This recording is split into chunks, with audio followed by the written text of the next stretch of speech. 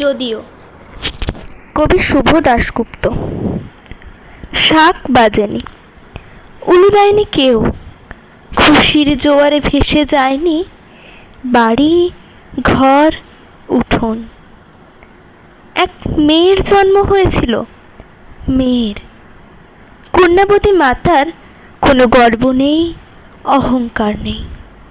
যেন রেজাল্টটা ভালো, তবে ততটা মুখ করে বলার মতো নয়। ছেলে জন্মালে যেটা হতে পারত অনায়াসেই। তাই শাঁখ বাজেনি, উলু দেয়নি কেউ, আহ্লাদে আটখানাও হয়ে পড়েনি কোনো নিকটজন। এক মেয়ের জন্ম হয়েছিল, মেয়ের।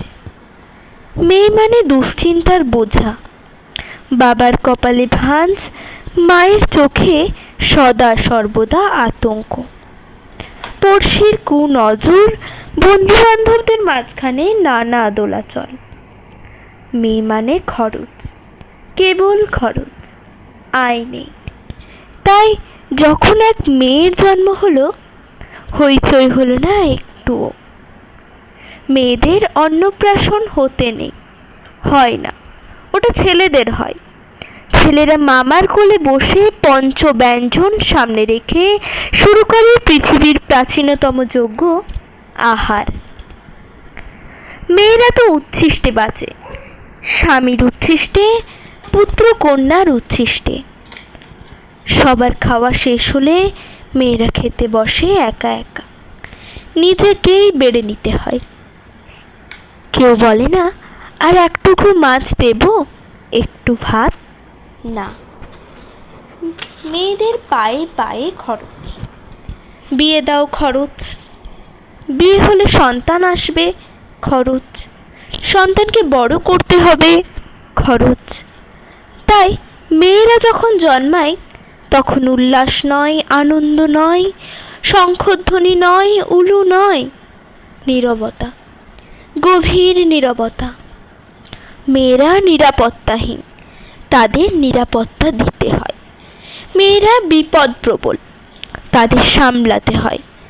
মেয়েরা ঘাবড়ে যায়, কেঁদে ফেলে, ঝগড়া করে, ঈর্ষা করে। তাই মেয়েদের শাসন করতে হয়, বেঁধে ফেলতে হয় নানা নিয়মে, নানা অজুহাতে, নানা অকারণ শৃঙ্খলে। তবুও সেই মেয়েরাই গর্ভে ধারণ করে পুরুষ প্রাণ।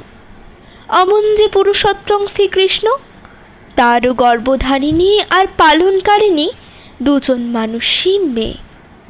বিদ্যাসাগর থেকে রবি ঠাকুর, লেনিন থেকে ফিদেল কাস্ট্রো কেউ আকাশ থেকে নেমে আসতে পারেননি, মাতৃগর্ভ থেকেই তাদের আবির্ভাব। তবুও মেয়েরা জন্মালে পরিবারে আনন্দ জাগে না, বাবার কপালে ভাঁজ বাড়তে থাকে, মায়ের বুক কাঁপতে থাকে। মেয়ে যখন জন্মায় শাঁখ বাজে না, উলুধ্বনি জাগে না, সরগম হয়ে ওঠে না কোনো ঠিকানায়।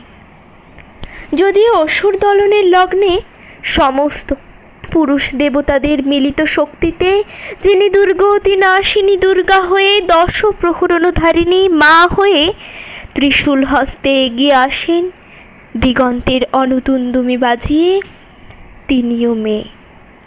কাল্পনিক সেই মহিলার জন্য শরতের শাঁখ বাজে, কিন্তু ঘরে মেয়ে জন্মালে শরতেই কি শীতে কোথাও কখনোই শাঁখ বাজে না।